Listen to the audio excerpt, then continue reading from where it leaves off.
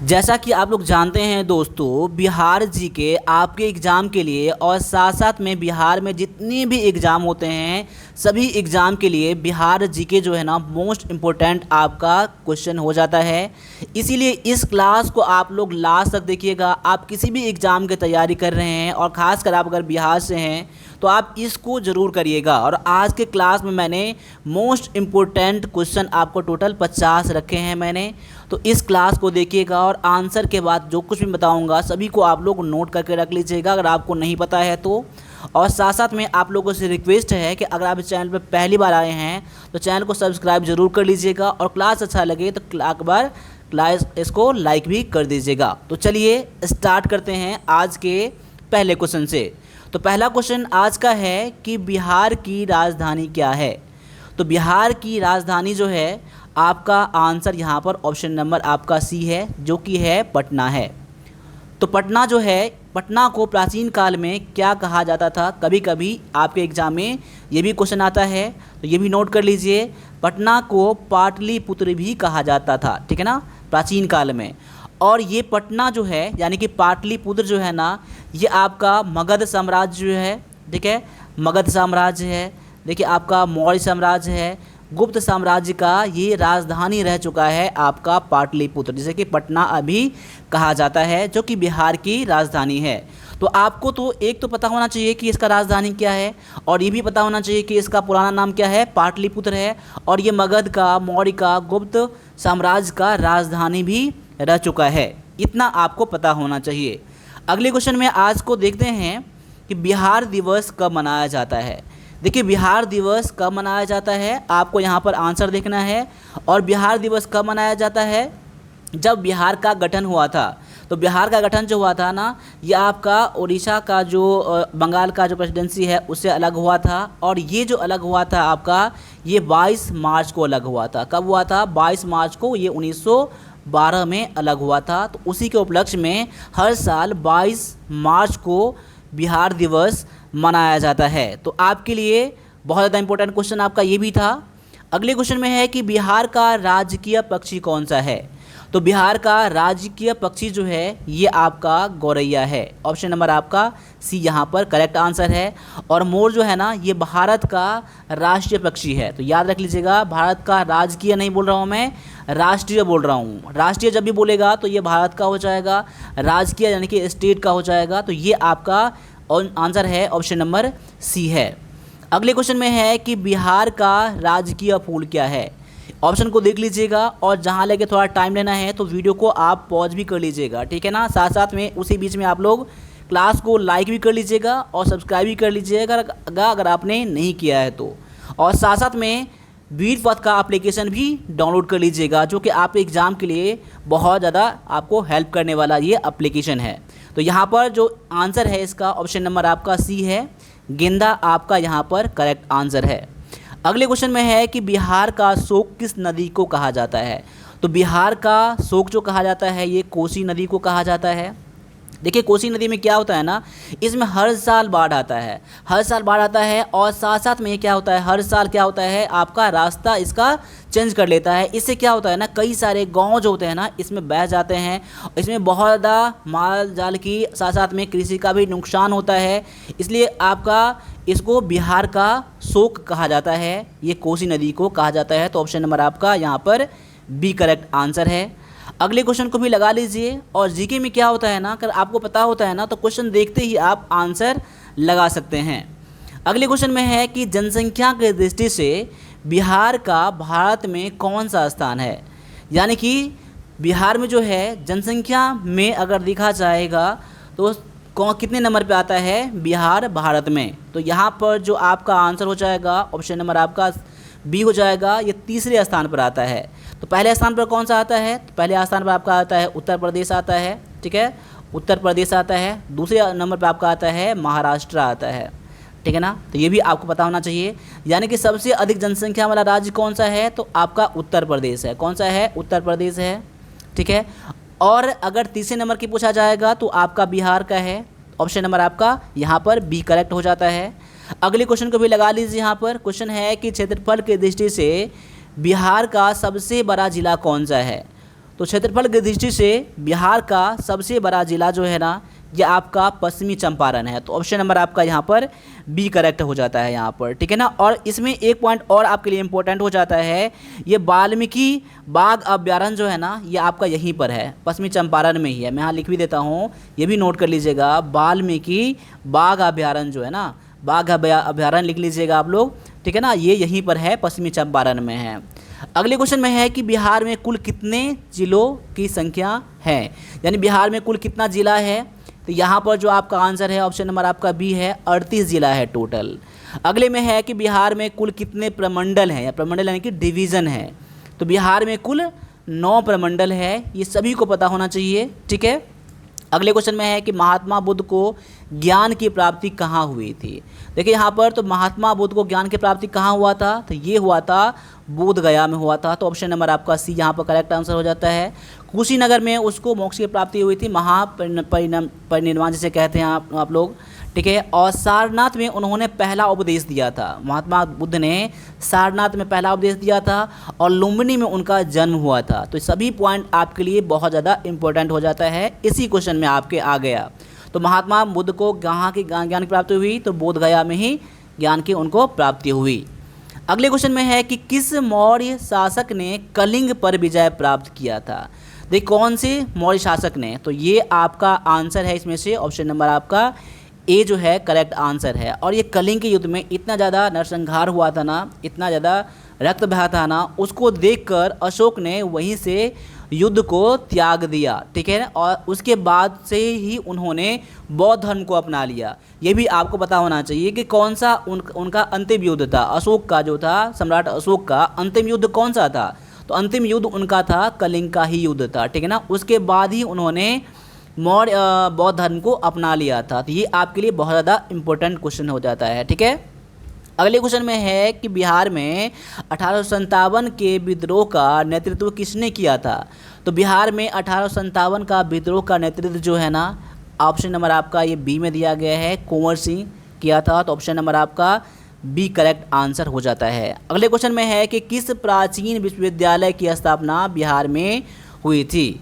तो यहाँ पर क्वेश्चन को गौर से देख लीजिएगा। यहाँ पर तो देखिए, यहाँ पर प्राचीन विद्यालय में आपका नालंदा और विक्रमशिला दोनों हो जाता है। आपका आंसर ऑप्शन नंबर आपका ये दिए, आपका आंसर हो जाएगा डी हो जाएगा। देखिए लेकिन आपका दोनों में पूछा जाएगा तो आपका आंसर ऑप्शन नंबर आपका बी होना चाहिए। लेकिन यहाँ पर दोनों क्या है, प्राचीन का ही विश्वविद्यालय जो है स्थापना हुआ था बिहार में। यहाँ पर ऑप्शन नंबर आप लोग डी करके निकलिएगा। आगे है कि पटना में किस सिख गुरु का जन्म हुआ था। पटना में जो है ये गुरु गोविंद सिंह का जन्म हुआ था, ठीक है ना। ये जो है, जो आपका सिख जो है ना पटना में, ये 10वें गुरु हैं। सिखों के 10वें गुरु कौन हैं, तो गुरु गोविंद सिंह हैं, और ये अंतिम गुरु हैं, ठीक है ना, सिख के अंतिम गुरु हैं। ऑप्शन नंबर आपका सी यहाँ पर करेक्ट हो जाता है। ये आपके एग्जाम में आ चुके हैं, ठीक है। सिख के अंतिम गुरु कौन है, तो गुरु गोविंद सिंह हैं। 10वें गुरु कौन है, तो गुरु गोविंद सिंह हैं। और आप जानते हैं कि पटना में जो आपका ये दिया गया है ना, जो गुरुद्वारा जो है ना, पटना साहिब जिसे कहते हैं आप लोग, पटना साहिब जो है इसीलिए सिखों के लिए फेमस है, ठीक है ना। अगले क्वेश्चन में है कि बिहार के प्रथम मुख्यमंत्री कौन थे। तो बिहार के प्रथम मुख्यमंत्री जो थे ये थे डॉक्टर श्री कृष्ण जो हैं, आपका यहाँ पर करेक्ट आंसर हो जाता है। अगले क्वेश्चन में देखते हैं कि बिहार का राजकीय पशु कौन सा है। तो राजकीय पशु जो है ये आपका गौर है। गौर जो है ना ये आपका राजकीय पशु है, और इसे ही इंडियन बाइसिन भी कहा जाता है। क्या कहा जाता है, इंडियन बाइसिन, ठीक है। मैं यहाँ लिख भी देता हूँ, यहाँ पर इंडियन बाइसिन, बाइसन मैं कर देता हूँ यहाँ, ठीक है ना, बाइसन कर देता हूँ, इंडियन बाइस, जिसे कि क्या जंगली भैंस कहा जाता है। जिसे क्या कहते हैं हम लोग, जंगली भैंस कहा जाता है। अब गौड़ याद रख लीजिएगा, ठीक है ना, आप एग्जाम में गौड़ ही आएंगे, ठीक है। आगे है कि बिहार का राजकीय वृक्ष कौन सा है। तो बिहार का राजकीय वृक्ष जो है ना ये आपका पीपल है, ठीक है ना। तो ऑप्शन नंबर आपका सी यहाँ पर करेक्ट आंसर हो जाता है। अगले क्वेश्चन में है कि बिहार का सबसे लंबा पुल कौन सा है। तो बिहार का सबसे लंबा पुल जो है ना ये महात्मा गांधी सेतु है। माफ़ कीजिएगा, यहाँ पर दो बार आपका ऑप्शन आ गया है, तो महात्मा गांधी सेतु याद रख लीजिएगा, ठीक है ना, जो कि गंगा नदी पर है। अगले क्वेश्चन में है कि बिहार का सबसे गर्म जिला कौन सा है।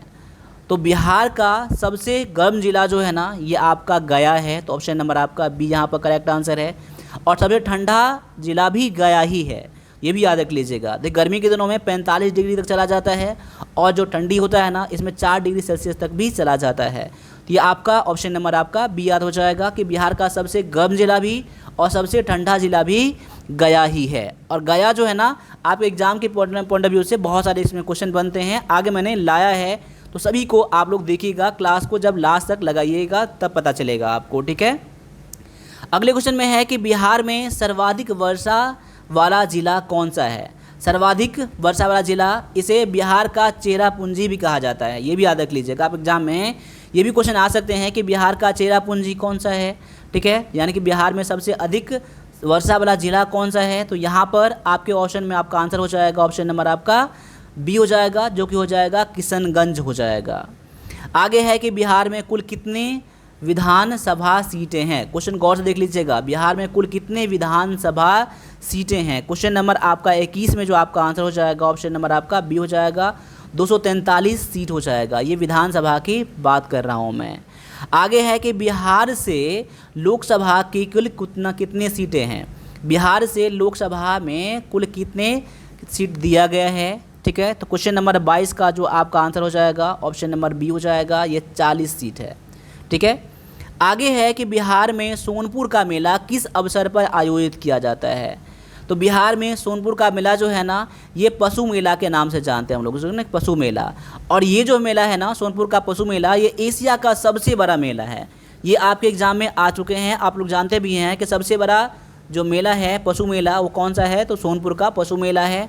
और ये हर साल क्या होता है, नवंबर के महीने में लगाया जाता है और ये कार्तिक पूर्णिमा में। ऑप्शन नंबर आपका सी याद रख लीजिएगा, ऑप्शन नंबर आपका सी करेक्ट आंसर यहाँ पर हो जाता है। अगले क्वेश्चन में है कि बिहार में मखाना उत्पादन में कौन सा जिला अग्रणी है। देखिए मखाना उत्पादन में जो आपका बिहार का ज़िला आपका सबसे जो आगे है वो है दरभंगा। इसके साथ साथ में आप पूर्णिया, मधुबनी सभी फेमस है, लेकिन इसमें जो मेन आपका है वो दरभंगा है। तो ऑप्शन नंबर आपका यहाँ पर सी करेक्ट आंसर हो जाता है। आगे है कि बिहार के प्रथम राज्यपाल कौन थे।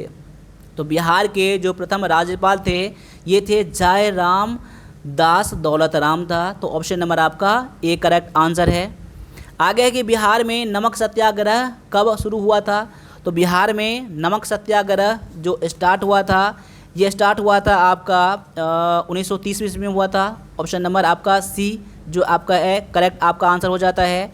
ये किसके द्वारा स्टार्ट किया गया था, तो ये महात्मा गांधी के द्वारा स्टार्ट किया गया था, ठीक है ना। तो ऑप्शन नंबर आपका सी यहाँ पर करेक्ट आंसर हो जाता है। आगे है कि गौतम बुद्ध वन्य जीव अभ्यारण्य बिहार के किस ज़िला में है। देखिए गौतम बुद्ध वन्य जीव अभ्यारण्य जो है ना ये देखिए बिहार में भी है और साथ साथ में झारखंड में भी है, तो ये भी आपको पता करना होना चाहिए, ठीक है ना।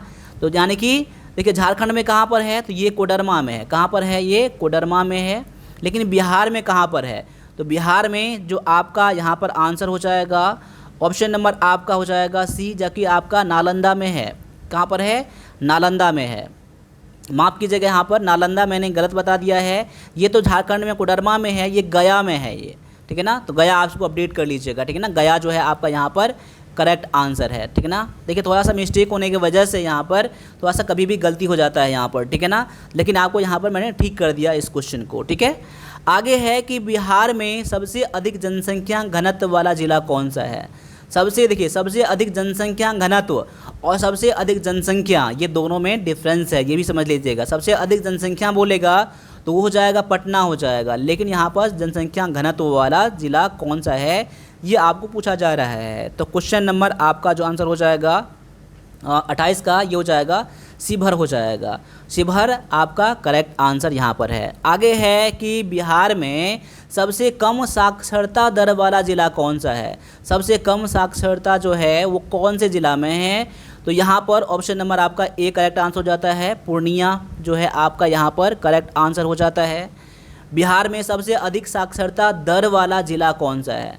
सबसे अधिक साक्षरता दर वाला ज़िला जो है आपका है ये आपका 2011 के जनगणना का जितना भी मैं बताऊंगा ना कम ज़्यादा, ठीक है ना। तो ये सारा मैं 2011 के जनसंख्या से जो जनगणना हुआ था मैं उससे ले रहा हूँ सारा क्वेश्चन, ठीक है ना। तो यहाँ पर सबसे कम वाला समझ लिया आपने पूर्णिया था, और सबसे अधिक वाला जो है ना ये आपका रोहतास है। तो ऑप्शन नंबर आपका बी यहाँ पर करेक्ट आंसर है। आगे है कि बिहार का सबसे बड़ा वन्य जीव अभयारण्य कौन सा है। तो बिहार का सबसे बड़ा जो वन्य जीव अभयारण्य है ये आपका कैमूर वन्य जीव अभयारण्य है। ऑप्शन नंबर आपका डी करेक्ट हो जाता है क्वेश्चन नंबर 31 के लिए, ठीक है ना। तो यहाँ पर अगले क्वेश्चन में देखते हैं यहाँ पर कि बिहार में कुल राज्यसभा सीटें कितनी हैं।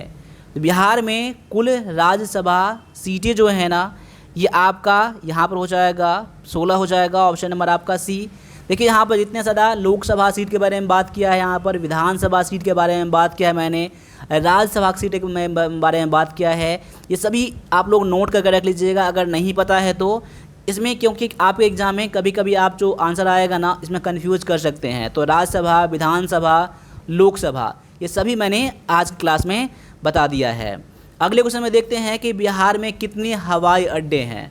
टोटल जो है बिहार में कितने हवाई अड्डे हैं। तो बिहार में टोटल 4 आपका हवाई अड्डा है। तो कहाँ कहाँ पर है तो ये भी आप नोट कर लीजिए।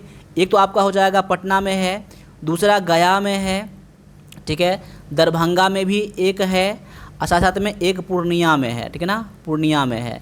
ये आपका 4 जो है ना हवाई अड्डे हैं, पटना, गया, दरभंगा और पूर्णिया, ठीक है। अगले क्वेश्चन में है कि बिहार में किस स्थान पर महात्मा गांधी का पहला सत्याग्रह हुआ था। तो बिहार में सबसे पहला सत्याग्रह जो हुआ था यह आपका चंपारण में हुआ था। देखिए माफ़ कीजिएगा फिर से मैंने आपका यहाँ पर ऑप्शन दो आ गए हैं यहाँ पर, तो चंपारण आप लोग याद कर लीजिएगा, ठीक है ना। तो अगले क्वेश्चन में यहाँ पर है कि बिहार का सबसे छोटा जिला कौन सा है। देखिए क्षेत्रफल के अनुसार सबसे छोटा जिला कौन सा है। तो क्वेश्चन नंबर 36 का जो आपका आंसर हो जाएगा ये हो जाएगा शिवहर हो जाएगा। देखिए सबसे अधिक जनसंख्या घनत्व वाला कौन सा है तो शिवहर है, और सबसे छोटा क्षेत्रफल में कौन सा है तो ये आपका शिवहर है। तो क्वेश्चन नंबर 36 का आंसर आपका शिवहर हो जाएगा, ठीक है। आगे है कि नालंदा विश्वविद्यालय की स्थापना किसने किया था, ठीक है। तो नालंदा विश्वविद्यालय का स्थापना जो है ना ये कुमारगुप्त प्रथम ने किया था, ठीक है ना। कुमारगुप्त प्रथम को आप लोग याद रख लीजिएगा, ठीक है ना। अगले क्वेश्चन में है कि बिहार में कौन सी फसल सबसे अधिक उगाई जाती है। तो बिहार में सबसे अधिक फसल उगाया जाता है ये आपका चावल उगाया जाता है। तो ऑप्शन नंबर आपका ए यहाँ पर करेक्ट आंसर हो जाता है। अगले क्वेश्चन में है कि बिहार में छठ पूजा किस देवता को समर्पित है। तो कौन से देवता को छठ पूजा में पूजा किया जाता है तो ये सूर्य देवता को पूजा किया जाता है। तो ऑप्शन नंबर आपका सी यहाँ पर करेक्ट आंसर हो जाता है। अगले क्वेश्चन में है कि बिहार में कौन सा शहर गंगा नदी के किनारे नहीं बसा है। देखिए यहाँ पर क्वेश्चन में है कौन सा जो शहर है जो गंगा नदी के किनारे में नहीं बसा है। तो यहाँ पर गया को आप लोग नोट कर लीजिए, ठीक है ना। यानी कि पटना, भागलपुर और मुंगेर जो है ना सभी गंगा नदी के किनारे है, और लेकिन गया जो है ना ये गंगा नदी के किनारे नहीं है। आगे है कि बिहार में सोन नदी का उद्गम स्थल कौन सा है। तो बिहार में सोन नदी जो है ना ये अमरकंटक पठार से ये सोन नदी निकलता है। तो ऑप्शन नंबर आपका बी यहाँ पर आंसर करेक्ट हो जाता है। आगे है कि बिहार में कौन सा राष्ट्रीय उद्यान है। देखिए बिहार में एक ही राष्ट्रीय उद्यान है, ठीक है ना, वो कौन सा है तो यहाँ पर देख लीजिए वाल्मीकि जो राष्ट्रीय उद्यान है आपका आंसर यहाँ पर ऑप्शन नंबर बी है, ठीक है। आगे है कि बिहार का राजकीय गीत क्या है। तो बिहार का राजकीय गीत जो है ना मेरे भारत के कंठहार, ये इससे स्टार्ट होता है। तो ऑप्शन नंबर आप लोग बी याद रख लीजिएगा, मेरे भारत के कंठहार। आगे है कि बिहार का राजकीय चिन्ह क्या है। तो बिहार का राजकीय चिन्ह जो है ना ऑप्शन नंबर आपका सी बोधि वृक्ष है। देखिए यहाँ पर राजकीय चिन्ह और जो बिहार का राजकीय वृक्ष है ना ये दोनों में डिफरेंस है, इसमें कंफ्यूज मत करिएगा आप लोग, ठीक है ना। आगे है कि बिहार के वर्तमान मुख्यमंत्री कौन है। तो क्वेश्चन नंबर 46 का आप लोग आंसर कमेंट में कीजिएगा आप लोग, इसका आंसर मैं नहीं बता रहा हूँ यहाँ पर। आगे है कि बिहार का पहला दूरदर्शन केंद्र कहाँ स्थापित हुआ था। तो बिहार का जो पहला दूरदर्शन केंद्र स्थापित हुआ था ये हुआ था मुजफ्फरपुर में हुआ था। तो ऑप्शन नंबर आपका बी यहाँ पर करेक्ट है। आगे है कि बिहार में सर्वाधिक जनसंख्या वाला ज़िला कौन सा है। तो इसके लिए वैसे मैंने क्लास में बता दिया है, फिर भी अगर नहीं पता है तो मैं बता दूंगा। आपको पता है तो आपको आंसर पता चल गया होगा। ऑप्शन नंबर आपका ए जो है ना यहाँ पर आंसर करेक्ट हो जाता है। बिहार का सबसे कम जनसंख्या वाला ज़िला कौन सा है? तो सबसे कम जनसंख्या वाला ज़िला जो है ना, क्वेश्चन नंबर आपका 49 का हो जाएगा। ऑप्शन नंबर सी हो जाएगा, शेखपुरा हो जाएगा। ठीक है, आगे है कि बिहार का क्षेत्रफल कितना है? बिहार का क्षेत्रफल जो है ना ये 94,163 है। तो अभी मैंने 50 क्वेश्चन लाया है आपके एग्ज़ाम के लिए, और यहाँ पर जो भी क्वेश्चन छूट गए हैं ना इसका पार्ट 2 मैं बना दूंगा। ठीक है ना, अगर आप लोग पार्ट 2 देखना चाहते हैं तो आप बिहार जीके पार्ट 2 कमेंट करिएगा। ऐसा आप लोग करिएगा कि बिहार जीके पार्ट 2 कर दीजिएगा, तो मैं समझ जाऊँगा कि आपको इसका ज़रूरत है और मुझे लग रहा है कि मैं आप लोगों को हेल्प कर रहा हूँ। ठीक है ना, तो अभी लास्ट में फिर से रिक्वेस्ट है कि अगर आप चैनल पर अभी तक बने हुए हैं ना तो एक बार चैनल को लाइक ज़रूर कर दीजिएगा। सब्सक्राइब नहीं करा है तो सब्सक्राइब ही ज़रूर कर लीजिएगा। तो मिलेंगे अगले क्लास में, तब तक सभी से एक बार फिर से जय हिंद, जय भारत।